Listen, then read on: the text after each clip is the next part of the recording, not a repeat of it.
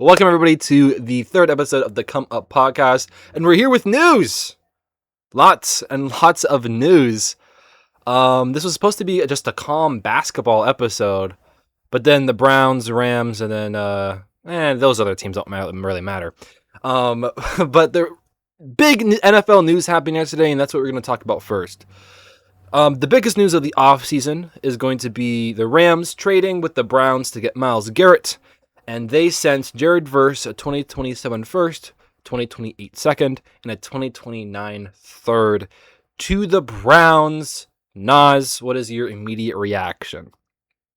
Immediate reaction is, well, we're cooked. NFC teams, Seahawks, 49ers, Eagles, Buccaneers, or whoever's going to win it at South, or the Bears, the Packers, we're all cooked. Because if this team stays remotely healthy, the Browns just gave a team who was already looked at as a contender a freaking stud. Jared Verse is a good player. Jared Verse has a lot of potential. I believe Jared Verse has a very high ceiling as a player, but what you're getting in Myles Garrett is a guy who's a consistent defensive player of the year candidate, the all-time leading sack leader, I believe 2-time defensive player of the year. Like, you're giving this guy a consistent all-pro, one of the best defensive players in our generation. You're giving the Rams that guy in his prime, coming off of the greatest season when it comes to sacking the quarterback ever. You're giving that guy to a team who was one possession, one drive away from the Super Bowl. Yeah. Insane stuff, man. You try to call me. You tried to call me when it happened, but I was talking to my dad about some things, and then I came into the room 8 minutes later, and I see missed call. I'm like, why is Nas calling me, like spam calling me? And then I see the notification, and I'm like, what? And it's just one of those things where, like, it's the same thing as the Luka trade. Like, I just don't think I'm going to forget where I was when Myles Garrett got traded. Like, I'm not going to forget how I felt. And that was just a crazy moment. Immediately, I thought, I didn't even think about the Browns. Like, I didn't even think about, like, I just thought about the Rams are immediate, and everyone's been saying this, but the Rams are immediate Super Bowl favorites to me. They already had a really great defense. Kobe Turner, now Myles Garrett, and that secondary is great. It's just such a great team, man. Oh my gosh. So I actually have a stat right here. Right, where is it? Okay. So Rams Byron Young had 12 sacks last season, right now. When was the last time the Rams had a double-digit sack player? I'm assuming it was Aaron Donald. In what year? 2020, 2019? 2021, when they won the Super Bowl. Okay, yeah. Now they have two players who last season had double-digit sacks. One of them is the best at getting sacks, Hall of Famer, and immediately you just think about it. Oh, well, okay, they got Turner. They got Byron Young, and then they have Myles Garrett. All coming at you? Oh my goodness. That's the best pass rush in the NFL immediately. And immediately. Like, you have to have an amazing offensive line to face this team. Genuinely. You have to have the best offensive line in the NFL to have a chance. And then again, that's not even talking about their secondary, their linebackers. And then that's not talking about how their offense is going to give their defense rest when they're on the field too, because their offense, Matthew Stafford just won an MVP. They have a great wide receiver duo in Puka Nacua and Davante Adams. And then they have Kyron Williams, Blake Corum in the backfield. Like, dude, this team has no holes. They have a star at almost every single position group. And besides, I guess, tight end. But, like, the Rams have to be the Super Bowl favorites. They were one game away from making the Super Bowl. And let's be completely honest here. The Rams would have beaten the Patriots. I just think that the Rams would have been the Patriots. And now they just got better. And not only that, the Seahawks got a little bit worse because their offensive coordinator left. They got some players left them as well. And the Seahawks are still going to be a good playoff team for sure. But the Rams just got that much better. Didn't lose like a lot of players at all in free agency. I think maybe one. And Mhm. then now Jared Verse, obviously, but you're just trained. And they don't care about picks, Nas. They don't care They about no. picks. Fisk. They know how to draft players super well. And I think Mhm. about when I actually think about it, besides next year losing that first, right? Like, let's be completely honest here. You're only missing one draft pick for the next 3 years in exchange for the best defensive player in the league for at least the next couple of seasons, like where you're in a Super Bowl contention, probably at most, to be Mhm. honest, because I don't think Stafford has that many years left. Mhm. But like, that's crazy. That is genuinely crazy. Yeah, the Rams are the favorites, and I see they're my favorites. It's not like the Golden State Warriors where it's like, oh, they're for sure gonna win it, because let's be completely honest, football's a different sport. Injuries can happen. Maybe there is an offensive line that maybe the quarterback is able to escape Myles Garrett a lot. Maybe a team figures out how to, like, hey, maybe we can have that fullback or that tight end or that running back kind of help block against Myles Garrett, and then that helps us win the Super Bowl, et cetera, et cetera. I don't think it's like a crazy move, as in like they're so much above everybody else, but they are Mhm. Super Bowl favorites. Um, Unless you wanted to continue on the Rams, what do you think about this for the Browns?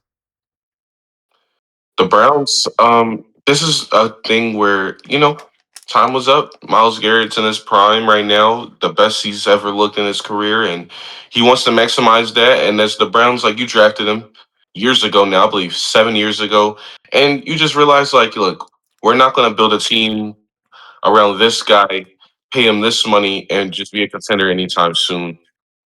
One, just give this guy opportunity to go somewhere else, and two, just rebuild the team. The Browns are always going to rebuild. I know, but like, you have to. You don't keep away. Don't just keep one star, mega star defensive player on your team while you're trying to build the rest of the team. No, clear up some cap space, get some draft capital, and just build it differently. Like I said, you drafted Miles Garrett when you were bad years ago. Only one playoff appearance with him in his career, so it just was time to go. I don't mind the trade from the Browns. Don't mind what they got back. Get an extra first round pick. Obviously, we expect that pick to be a little higher, but first round picks is two first round picks, and at the end of the day, I can be appreciative of the Browns, and this was talked about a lot, especially after last season, but throughout Miles Garrett's whole career, is that Miles Garrett is almost like not underrated, but he doesn't get looked at in certain lights when it comes to like potential all-time talks, or just he doesn't get talked about enough because he's just on Cleveland. Nobody watches Miles Garrett on a week-to-week basis. Obviously, until last season when we were watching, oh, is he going to break the record? Like, nobody's just waking up and watching Miles Garrett, or we don't get to see Miles Garrett have legendary moments to talk about him. Like, oh my God, Miles Garrett! Look at him in big games and big playoff moments because he was on the Browns. Now he's on the Rams. He has the opportunity to win. He's has the opportunity to cement a better legacy for himself in bigger games against better teams and better competition consistently. So where we can start having better conversations about Miles Garrett, and just in general, not even the narratives and the conversations, just being able to see him win and play on a winning team. Like, he's probably a lot of people's favorite player, favorite defensive player, and you just watch him lose. Like, if you are watching the Browns, so I can appreciate the Browns for allowing him to go play on a contender. Now, I don't appreciate that the Rams are low key overpowered, but you can appreciate that for the player that he gets to go win, at least win some games. Yeah, the Browns have a lot of nice young defensive players. And while that might be like, well, why does that matter? They're not going to win anything. They haven't rebuilt in a while. They haven't been good in a while. Um, I think the thing is that honestly, when you really think about their entire team, when you look at their team, they have a lot of potential everywhere, right? They have young offensive linemen. They have young defensive players. Now Jared Verse. But oh my, I can never say his name. Just won the defensive rookie of the year last year. Carson Schwessinger. I can barely say his name. But no, but he's really good, right? They have a lot of nice young. They've been drafting decently well recently. Especially like for example, I like the Denzel Boston and Casey Concepcion picks. I'm I like the Browns when it comes to they're actually making a decent young nice potential team. But they just don't have a quarterback, right? They have while they have that everywhere, right? Like they have that at receiver, they have that in Judkins at running back. They have some nice defensive players as well, young defensive players. Their quarterback is like bottom is might be the worst in the league. Their quarterback room, and that's just not good. Mhm. That's not good. But again, we're talking about a team probably going to be bad for the next couple of years, right? But Mhm. but as soon as if they're able to get a good quarterback, we're looking at a team in 2 to 3 years if they're able to develop correctly and have a decent coach, they could be an actual problem because they have a Mhm. lot of potential in that team. Now again, the Browns are unfortunately one of the well for me not, but the Browns are unfortunately one of the franchises where you kind of have to see it to believe it. I'm never going to Yeah. predict the Browns to make the playoffs unless one, they have like an actually loaded roster after like an offseason, or two, they make the playoffs first. The Lions used to be in that list, right? The Lions used to be in the list of teams where you kind of always predict them to miss the playoffs until they actually make the playoffs. And then they made the playoffs. So now you actually put some respect on the Lions name. But the Browns are one of those teams, and until they get a quarterback, first off, and until they make the playoffs, I can't predict them to make the playoffs. I just can't do it. Um, but yeah, the Browns they have more money too. When it just cap space wise, they have more money, picks, nice young players, and it looks semi bright. But I mean, wouldn't you agree that Myles Garrett is the best defensive player in the league at this moment? 100%. 100%. No And the doubt about it, bro. Rams just added that to their arsenal after barely losing an NFC Championship game. It's gonna be tough. It's gonna be tough. I don't think it's like a wash. Like I don't think it's like an over. Like I don't think it's like a oh the year is done. We already know who's gonna win. It's not like that at all. But they're definitely the Super Bowl favorites for sure. 100%. 100%. Another trade happened yesterday. Nas, this one hits a little close to home because Yes. the Philadelphia Eagles traded AJ Brown to the Patriots for a 2028 first and a 2027 fifth round pick. What are your immediate thoughts, especially as an Eagles fan? Yeah, so I mean, I'm not gonna sit here and be like, "Oh my God, what is going on?" This was the inevitable. If you paid attention all season, all off season, even Yeah. maybe even the season before, you knew that this was a something that this was gonna happen. When it comes to AJ Brown as an Eagle, obviously, for me, I would say for a majority of the fan base too, when it's all said and done, very loved as an Eagle for the most part. Very appreciated. We don't have two Super Bowl appearances. We don't have a Super Bowl ring.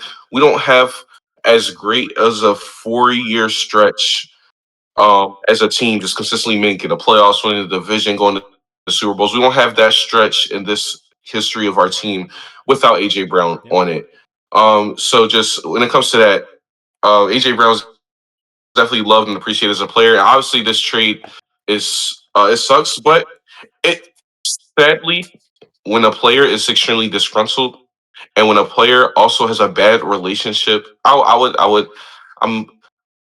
I don't want to say bad, but a declining relationship with the quarterback and a very disgruntled person, um, it's just not going to last long. And it's not a thing where oh you chose, obviously most teams are going to choose the quarterback over the receiver anyways, but it was just more of a thing where not only does he have personal issues with the quarterback, it's just he doesn't want to be with the team anymore. Obviously, you go play the clips, arguing on the sideline, the book reading from the season before. Oh, I had to read a book to keep me calm. Like all the antics, all the wide receiver things that we see a lot. Obviously, you were doing a lot of those things, and it sucks. It sucks, but as a lot of you may know, there's actually YouTube proof of this too. Morgan, you know this. I've always been a Devontae Smith guy. I love AJ Brown, but like I've always been like Devontae Yeah. Smith is my favorite player.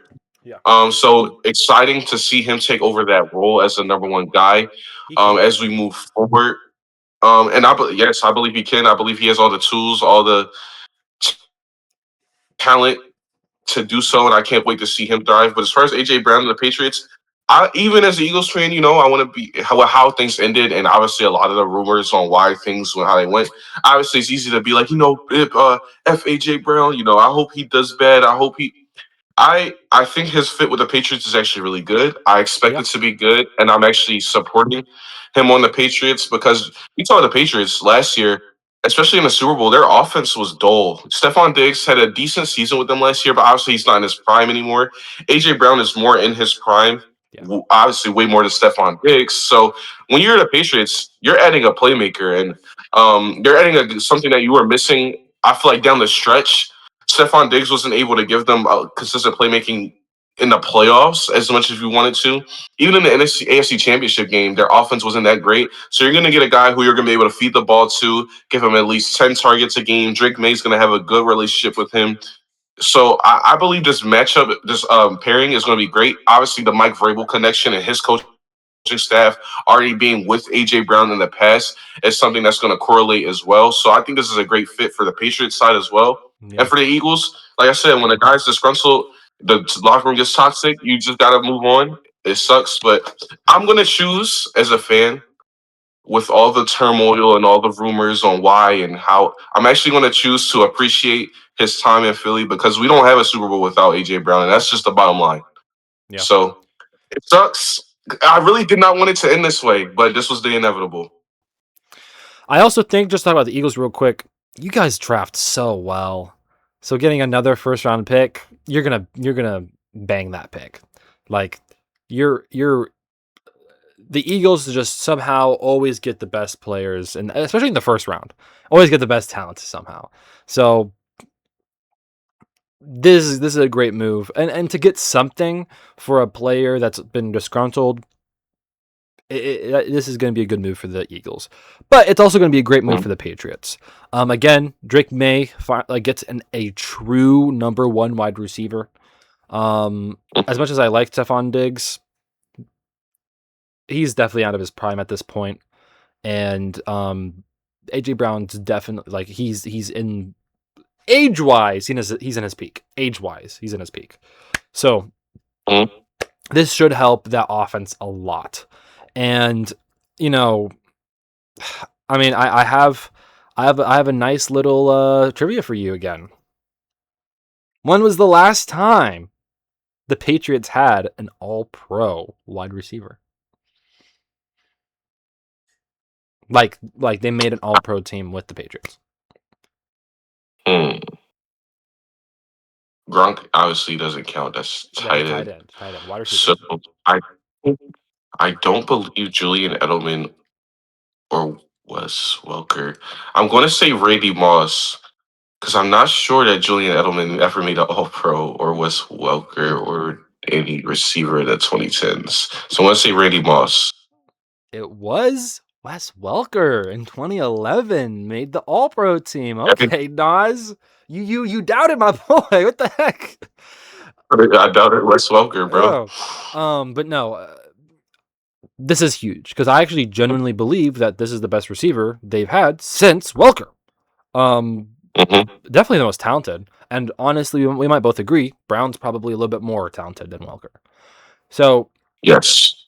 this is huge for the Patriots offense. This is huge for Drake May, especially because imagine they don't get AJ Brown and they're coming in with a similar roster, similar offense, but going against that schedule that they have now.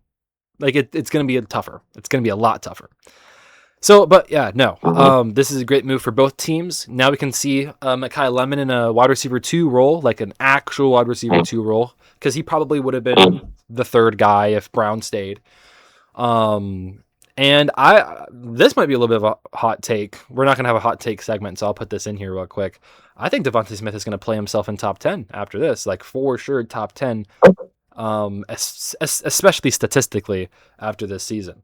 Hopefully your offensive coordinator calls the right plays though. So now let's get to the star topic of this show. The NBA Let's do it. Finals is set. San Antonio Spurs are Hmm. facing the New York Knicks. Starting tomorrow, Hmm. we're recording this on Tuesday. This will be uploaded on Wednesday. Starting tomorrow at 8:30 p.m. Why are all of the games at 8:30? Make it at 8. I want to go to bed at 11. Now I'm going to bed at 11:30. Gosh. Sorry, This I don't mean guy. to complain. But still, this is probably the most exciting finals, like going into the finals I've been since before COVID. Okay, that might be a little biased here, but okay. What? When was the last time you were that excited about a finals? Like this excited? I, I enjoyed the Warriors and Celtics series before the series started. Steph Curry going back, the young Celtics team. That was an anticipated series. It wasn't anticipated But as like the biggest market in the second or the biggest market in basketball, New York Knicks versus I the future of understand the the league. hype around it. For sure, definitely a lot of hype. I'm just saying I was excited as well, just as on a basketball perspective. Obviously, the hype and the markets and the Knicks being back, everybody's going to love that. But I'm just saying personally for me, there's other series that I have been exciting. guess. I guess, Nas. Oh my goodness, you're such a So, hater. This guy this wants to go against the I'm grain, man. not a hater. I'm not a hater, bro. Just my personal opinion. That's all. New York Knicks versus the San Antonio Spurs. Who do you think is going to win the series and why? So we're here, NBA Finals. Yeah. Um, Wimby versus Brunson. Before we get into that, before I Uh, give my answer, just think about this for a second. The Spurs and the Knicks. This is an NBA Cup rematch that your team did not win. Now, that obviously regular season, not everything's going to correlate the same. The Knicks in this playoffs, though, they're on a 12 game winning streak, I believe, winning the last two 10. against Atlanta, sweeping Philly, and yeah, it's 10 game. I'm sorry, winning last two against Atlanta, then winning 8 in a row against Philadelphia and Cleveland. They're on a Yeah. 10 game winning streak. They haven't lost since the month of April. They are undefeated when the clock turned May. They're red hot right now, but thanks to the Spurs, so were the Thunder 8-0 until they met San Antonio. So Mm. I like this series a lot. I think this is going to present different problems though for Wemby because while I do think the Thunder have a great team, deep roster, the big men of the Knicks like Mitchell Robinson, specifically Mitchell Robinson and Towns, I feel like they're a little bit more skilled than Hartenstein and Chet, especially in this playoffs. Chet completely died in the playoffs this season. I think Cat and Mitchell Robinson are playing good in this playoffs. So Wemby's going to have a little bit more of a challenge from the interior. Obviously, though, the defense that y'all played on Shea, I expect y'all to have similar game plans against Brunson, him as being their primary ball handler. But this is a great series. You have the wings of New York, OG Anunoby, not Carl Towns, sorry, OG Anunoby, McCall Bridges, and then the Spurs. I would say had the obviously besides Brunson had the better guard depth. You got Harper, Castle, and De'Aaron Fox, who've all made their contributions. This is a great series. This is a great matchup. I have this series going to 7 games, Morgan. And I actually have the Spurs winning their first finals. Wow. Now, while it's really, this is actually closer to 50-50 than you would think. And I will not be shocked if the Knicks win this Me at neither. all. Me neither. Reason being is because obviously you still have to factor in, and I know it kind of becomes a pointless topic as the Spurs get deeper. But even against the Thunder, you've seen the games they lost, they made mistakes that were just boneheaded because they are young. And every time they go further in the playoffs, it's a new experience for them. It's different challenges that they have to face. The turnovers, though, for the Spurs is why I think the Knicks are going to have a close series. If the Spurs do take care of the turnovers, though, they've been damn near unbeatable in the playoffs when they don't turn the ball over heavily. And Yeah. that's scary because when you have Wembanyama doing what he's doing on the defensive end, the offensive end, and they're not turning over the ball, you guys are y'all beat the Thunder in some games by 20, 2 games, I think, in the series. Y'all beat the Thunder by 15 or 20 plus. Yeah. Even in the game you lost in game three, going up 15-0, like the Spurs, when they're not turning the ball over, when they're not making mistakes, I think are virtually unguardable with the guys you have in your team, the guards, and how you guys complement each other. And on the next side, I'm not going to lie. This has been Karl Anthony Towns' eye test wise most impressive playoff run of his career, though. Yeah. When I look at the flip side, like the way he's playmaking, the way he's scoring, the way he's facilitating everything, the way he's playing off Brunson, the screens, the rolls, his defense, Karl Anthony Towns has looked better than ever. And it's not like he's going against bums. He's going against Joel Embiid. He's going against Evan Mobley and Jared Allen. Like he's going against known big men who have good skill sets, who he has to play up to a certain level. And he's winning these matchups against these good, decent, or even star level big men in the NBA. And he's making them look like I'm the guy. You're not. And the way that OG and Anunoby and Mikal Bridges, ever since the beginning of the Hawks series, he started off slow in the playoffs, but God, Mikal Bridges has been making timely shots after timely shots.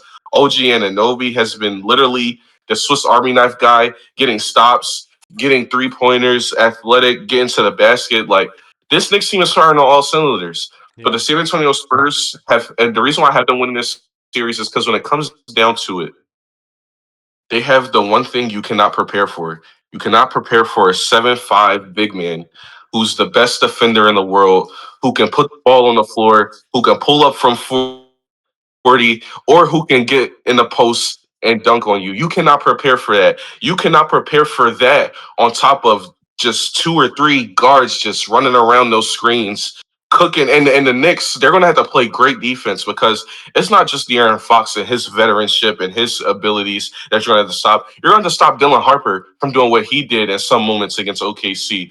You're going to have to stop Stephon Castle from getting to the bucket and hustling on those boards. And you're going to have to stop Julian Champagny, Keldon John. Like, you're going to have to stop those guys. And then can Jalen Brunson really hide on defense against this guard depth against the Spurs? They were able to hide them against James Harden and those crew. They were able to hide them when we faced them in the Sixers and Tyrese Maxey. They were able to hide Jalen Brunson on defense with these teams who, have good starting guards, but not the depth. But the depth of the Spurs, they're not going to be able to hide Jalen Brunson. He's got to have to guard Stephon Castle, and Stephon Castle can exploit that matchup. Dylan Harper, we've seen what he did when he's aggressive in game one against Oklahoma City. And then De'Aaron Fox, we know what he can do as well. He's been the number one option on a team that made the playoffs before. He can easily tap into that bag and exploit matchups. So I don't think Jalen Brunson's going to be able to be hidden defensively anymore, which is going to cause a lot of help defense. And if you're playing help because Jalen Brunson's getting beat, God Almighty, leave Wembanyama one-on-one with a smaller player or just one-on-one and not putting help on him in general. I just see how the Spurs can exploit matchups, and I think that it could be a great matchup for you guys. But this is 50-50. So, Spurs fan, I'm gonna hand the keys to you. The Let you. this is going to be a very interesting series, and it's very weird when you like predict a team to beat your own team, right? And then your team kind of proves you wrong, which is kind of weird, right? Again, I thought that experience, and I mean it was very close for a reason. However, I also Mhm, noticed in those games that the Spurs won, they were like kind of clearly the better team than the Thunder, which is very mhm. interesting to me. I do think that this is actually going to be, weirdly enough, a closer series. I think this will go to 7, and I will have the Spurs winning this series. However, I am high on the Knicks. This is a worse matchup. So Chet Holmgren, the reason why it's a little bit different because that matchup, you have Chet Holmgren, who's around the same size, less mobile, uh, etc., than Wembanyama, but the Thunder's wings couldn't do anything to Wemby. They couldn't do anything, right? That's not the same with the Knicks. OG Anunoby is probably one of the best Wemby defenders in the league because although he is shorter than a guy like Chet Holmgren or even Rudy Gobert, He is faster, and he makes up for it in weight, thickness. And he got 240 pounds, 7-foot long wingspan. OG Anunoby is one of the best defenders against Wemby in the entire league. And so you have Cat, who is not a better defender than either Chet or Rudy Gobert, right? But this is the thing. He's similar size, not quite there, but similar size. And then you have OG Anunoby right there too, big wings. That makes switching a lot better, right? When Wemby gets the ball against the Thunder and he switches, let's say get off of Hartenstein, for example, right, and switches to another wing player, let's go like Jalen Williams, right?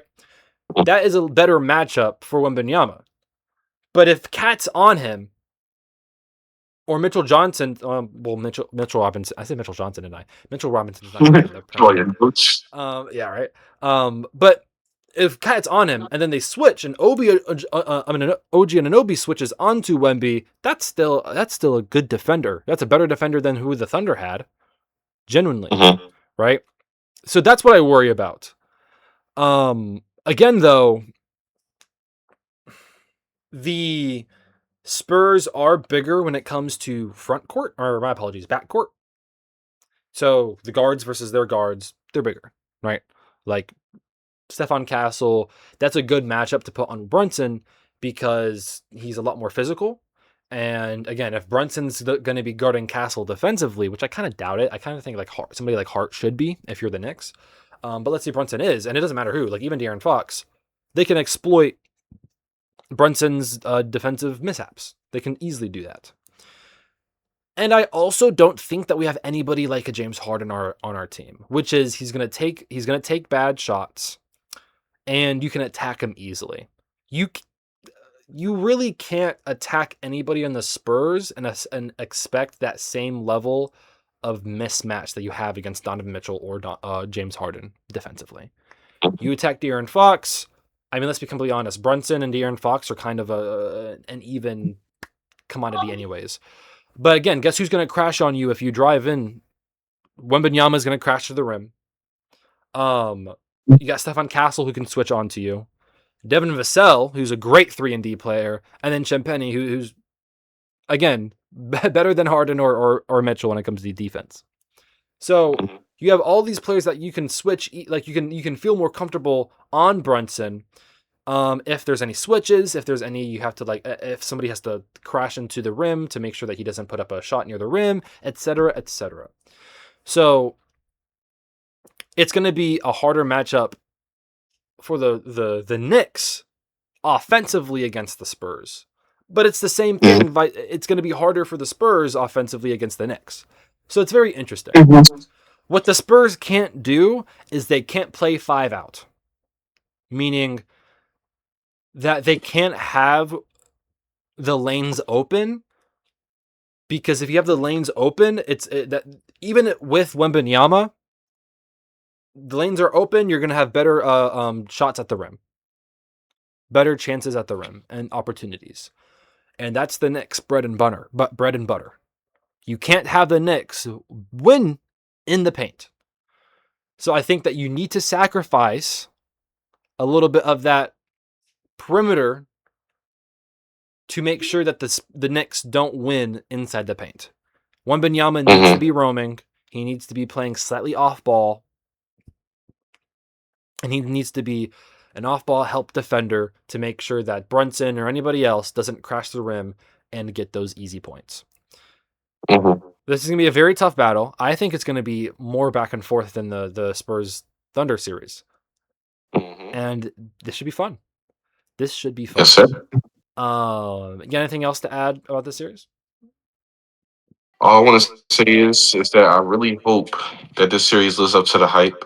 And these are going to be 2 amazing crowds. This is definitely a side note, but MSG is going to be insane. And those prices are insane, but there's crazy enough Knicks fans that will go take out loans, go into their savings account to attend some of these games. And the Spurs crowd atmosphere in this playoffs has been amazing as well. The fan bases, the markets. This is basketball at its peak. 2 great teams, 2 great cities. Like you said, I was here earlier. While I do enjoy matches of other series, this is an anticipated series against two highly supported teams in the league. I can't wait. I mean, as much as I do want to talk about the series, and the series is going to be awesome, one thing I do want to bring up is a little bit of the Thunder versus the Spurs, right? So, I mean,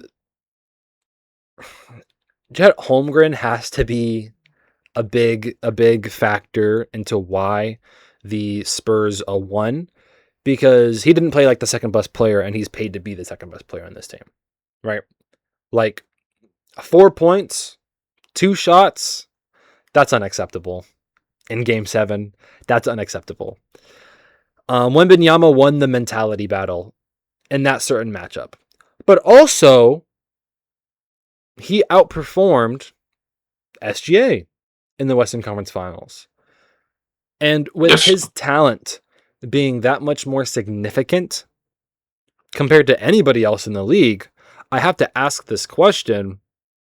Is Victor Wembanyama already the best player in the NBA? Ooh, okay. So he popped the question. This is a bigger question than asking your wife if she wants to get married. JK. But is Wembanyama the best player in basketball? That is a loaded question, and that comes with a lot. And a lot of people are giving him that title.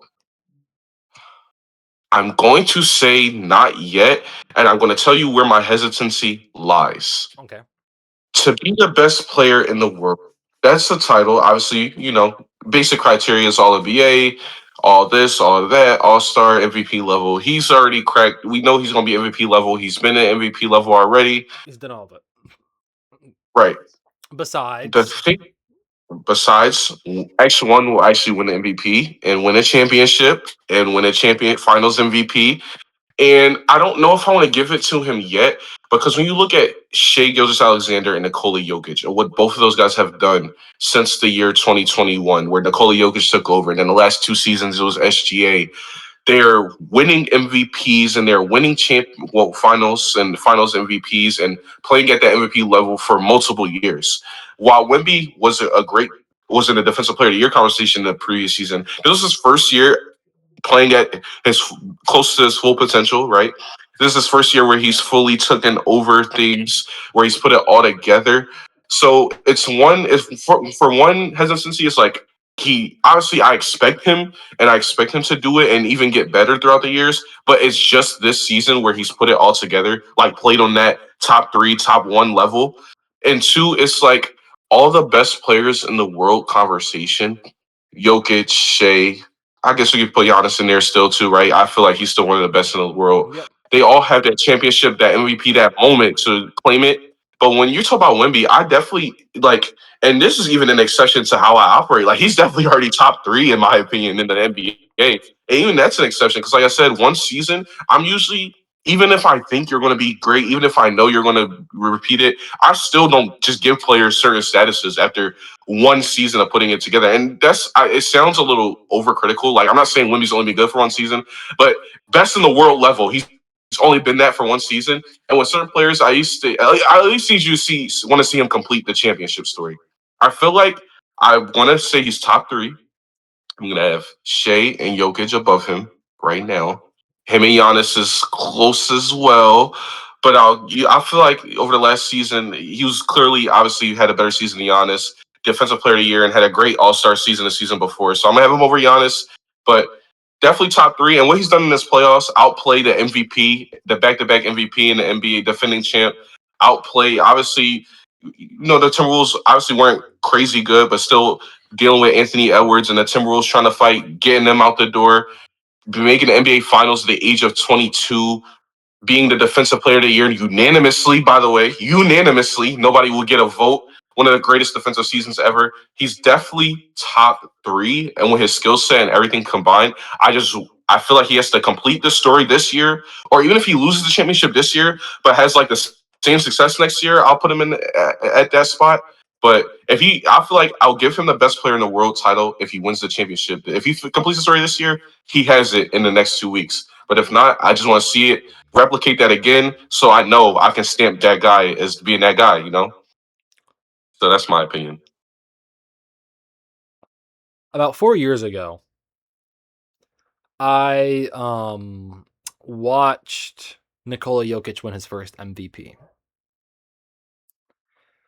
And I remember telling myself, wow, he was fucking him. That looks like the best player in the world. But he didn't accomplish this yet. So like, he can't be over Giannis.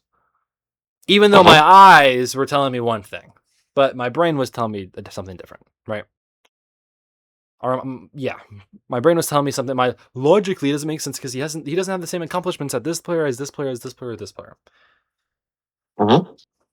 And then the year after that, he wins the championship. He has another MVP type season, and there's no questions about it.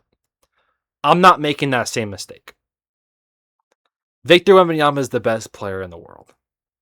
Okay. And again, my criteria, I'm sure we're going to have a top 10 list again, like we always do every single year after the NBA season's over. But for my criteria, to be up there, you have to have, of course, MVP level. You don't have to win MVP, just MVP level. Wembanyama was MVP level this year. You have to All-NBA, specific awards. You are clutch in the playoffs. You are clutch. Your talent level is this. Your accolades are this. Sometimes, though, there are exceptions to this rule. And Wembanyama is a partial exception because he's reached all of those awards very early on. It's just he hasn't done it for a long period of time. And that's the exception. The exception is that he hasn't done it for a long period of time. Nas, we already know he's the most talented player in the NBA. And, it's not close. It's actually not close. I just can't, for the life of me, watch him play and say that somebody else is better than him. I can destroy almost any argument that you throw at me, but besides the experience, besides, the logical, oh, well, you say yourself that a player can't be a superstar unless you have 3 years of doing this. There's exceptions to the rule, and Wembanyama is the exception. But you give me a player. Give me a player. SGA. Not even close defensively to his level. And he just outperformed him in the playoffs in general, but in a series against him.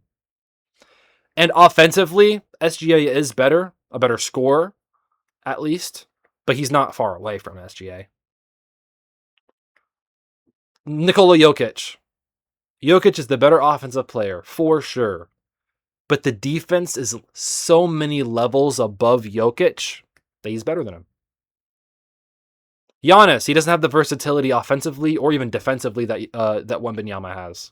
And I can keep going and going and going. Steph Curry's not in his prime anymore. LeBron's 48. Joking. But he's in his 40s. Kevin Durant.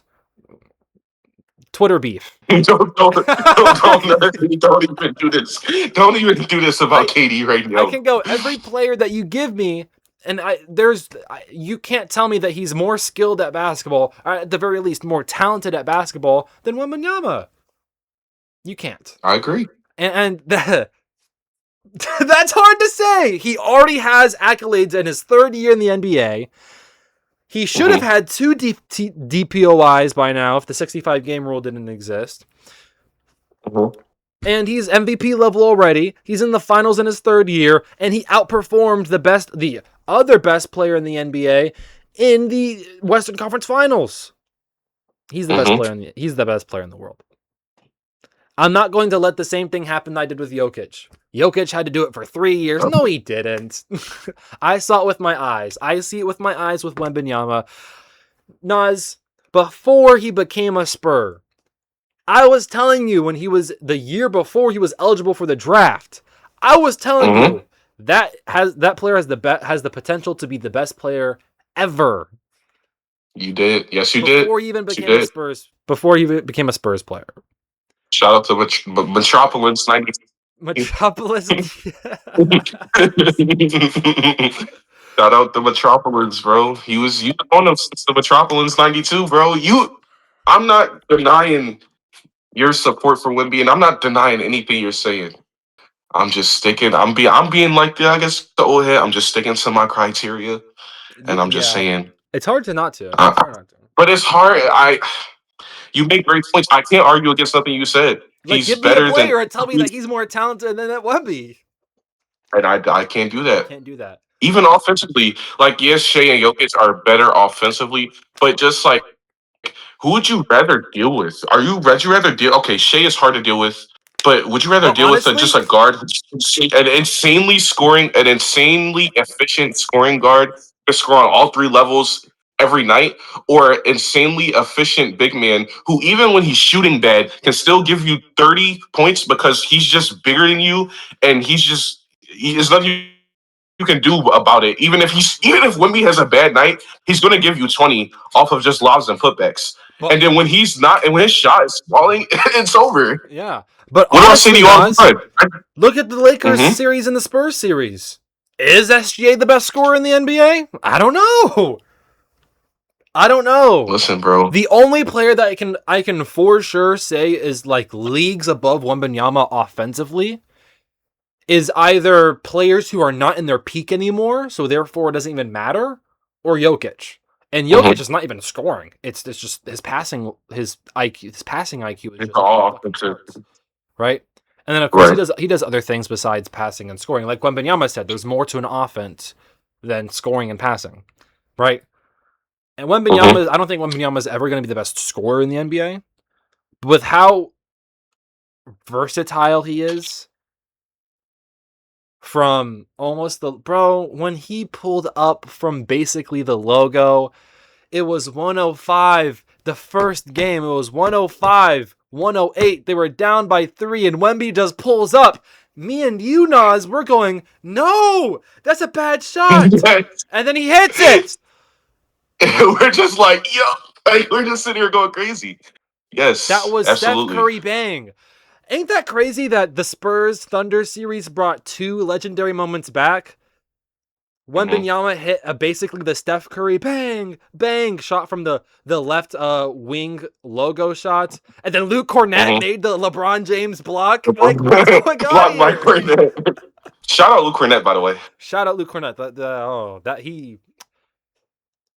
Oh my god. Yeah, Wembanyama is the best in the world. Wembanyama. Okay. Listen, I'm not going to argue against that because, like you said, you can kill every point. I'm just going to stick to the traditional rules that I've put in place, the And you criteria. should, But but with Bignon, but I tell you this all the time, though. I think I tell you this the most. I feel like, and you saying you don't know if Wimby's ever going to be the best scorer. I tell you every night, Morgan, if Wimbyama wakes up decides I want 40 points, there's nothing we can yeah, do about it. Nobody, no coach, no. We just have to accept him as he's going to get 40 tonight, and we're just going to have to deal with that. And we're that's when gonna he wakes up and decides. get to a point where players or teams, I should say, teams who are contenders and they know that they're contenders, they're purposely going to make roster moves to play against Wembanyama. And only Bro, there's gonna be Wembanyama. teams that draft. There's gonna be teams that draft like 4 centers, just enough for like fouls and physical. Like, there's gonna be teams that, hey, we're gonna have 5 centers on our roster. Like, we're gonna have our starting five. We're gonna have our rotation after that, and then from like ninth to the 12th person on our roster, there's gonna be all the big men, extra big men, You 3 extra big men on the roster, just you cause. you know how many people now want a player like Hartenstein? Yeah, Because that teardrop floater, that's the only thing. Cause the big man killer is the floater. you That's the need a big man big killer. man who can hit a floater or a hook shot. And how many Right. big men do you think Consistent. can hit that like that consistently? Not a lot.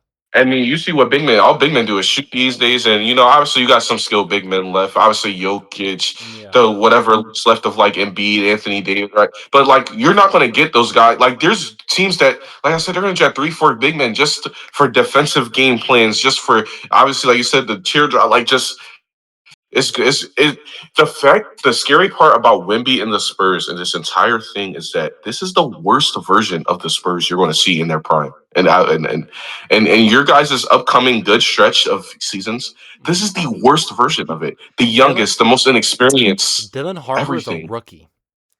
And he Yes. sometimes plays like the second best player on the team already. And he's a rookie. Stephon Castle's in year 2. Stefan Castle's in year 2. And This is he has turnover problems right now. Imagine when he brings those down.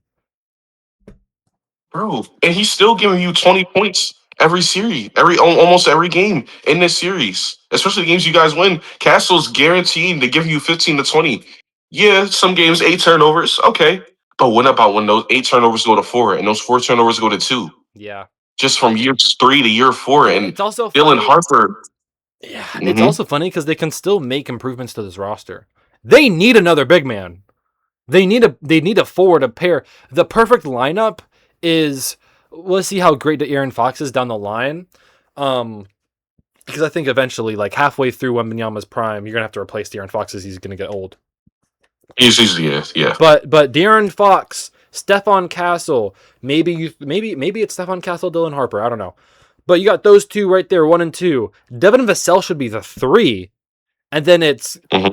the power forward, a bigger power forward that can. What I would want is somebody who can move, maybe more like an OG Anunoby type, right? And at the Hmm. 4, and then Wembanyama at the 5. That's the perfect lineup, and they're not even there. I think the Spurs are only 3/5 to the perfect starting lineup that they want with the Wembanyama. I only think that they're 3/5 there, which is crazy. That's crazy. And it's crazy because you're saying y'all can still make improvements on the roster. Nobody, the league doesn't want that. If the Spurs make any more improvements on the roster, what's the point of watching basketball? We need Because a yeah. as the years go on, actually, shout out OKC. They'll probably be the team that's going to build that team against y'all Yeah. because they have 87 first round picks. But the Spurs, what could happen in the years to come? That's why I'm excited and I'm happy with the Spurs and Wemby. And as a basketball fan, and as a person that just loves basketball, I'm loving what this playoffs has brought and everything about it. But I just can't help but think every time I see the Spurs and like this could possibly be the worst version of them in terms of experience, maturity, and they're in the finals. Yeah. That's scary. Scary, bro. I can't. I can't keep thinking about it. It's scary. Well, we're gonna have our audience keep thinking about how scary it is because that's where we're gonna end off this episode. Thank you so much for joining us. It was a very fun episode. Um, Next week we'll be talking about the first 3, I think, the first 3 games of this series. Actually, probably 2 because they're spreading them out pretty well. But yeah, it's an exciting time, and we'll probably get into more NFL stuff next week as well. Thank you guys so much for joining us. Have a blessed day.